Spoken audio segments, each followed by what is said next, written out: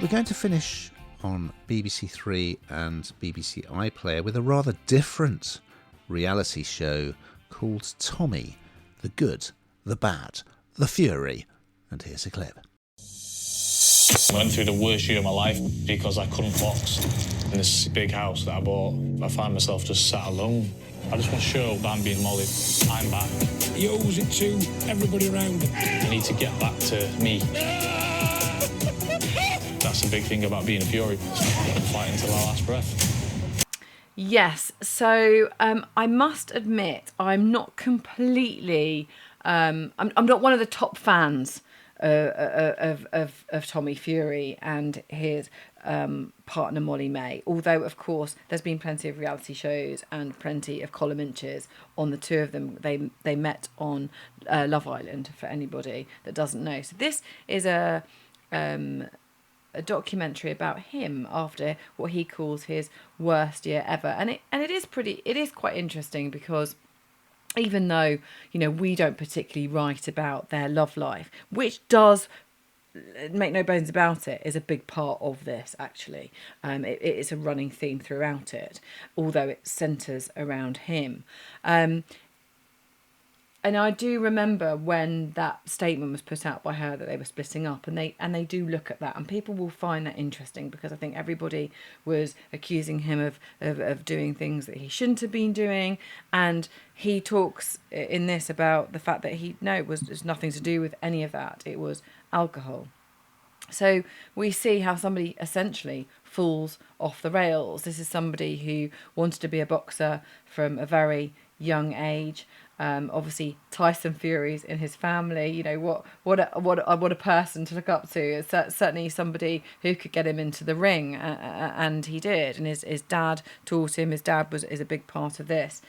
And but Love Island was what really changed his life. Suddenly he met a woman, and they became a phenomenon, the two of them. They made an absolute fortune, and you can see the money that they've got. You can see the house they're living in. They went on to have a baby girl called Bambi, and you see that too. I must admit, it of course it's all about him, and it's his version of events. I dare I say it, I felt parts were incredibly sycophantic. I did really feel like this was indulgence to another level. There was no real... I mean, the person questioned him a little bit and pushed him on a couple of things, but not really. And I suppose that is the point. This is his story and his version of how he felt. And you follow him through the journey. He had a hand injury, see how that affected him. And not being able to train, doing all the things that he was able to do previously. And again, you know, we spoke earlier in the pod about fame and what it can do to you and how it can change you.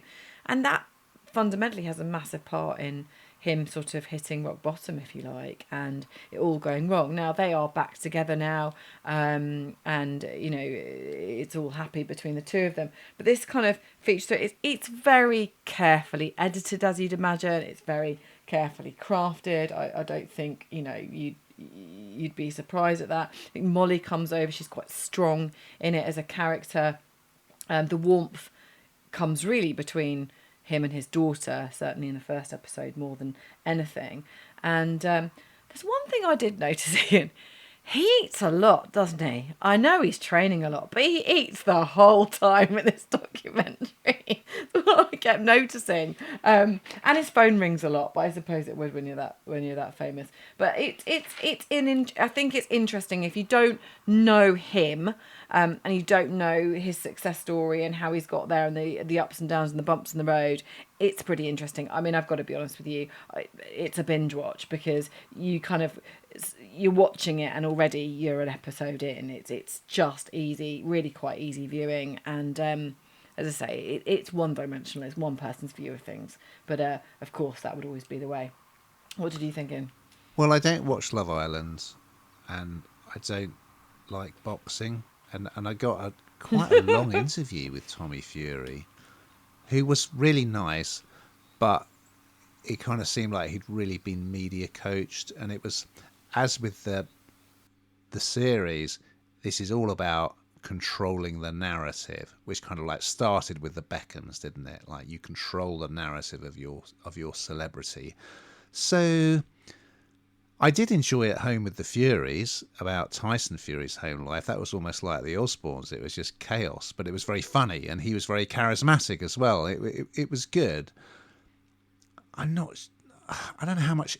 Well, obviously there's a lot of interest, in a certain generation in Tommy and Molly May, but personally, I don't really get it. But that's my problem.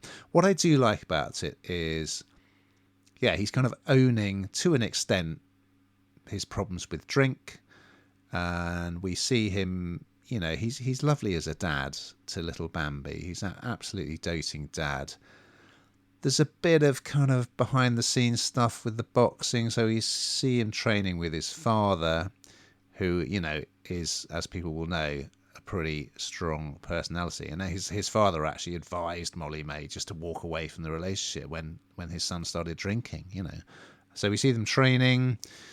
We see a sort of press conference for a comeback fight with the usual rubbish kind of handbags at dawn, all this kind of posing and preening and, slagging each other off. I found that all quite boring. But, yeah, I think he comes across well, though it's very much, his version of the whole story. But just for me, I'm not really that interested, I guess, because I don't live in that world, in that kind of social media world. That's not something that kind of I follow. So, but I'm sure Fury fans will get a lot out of it.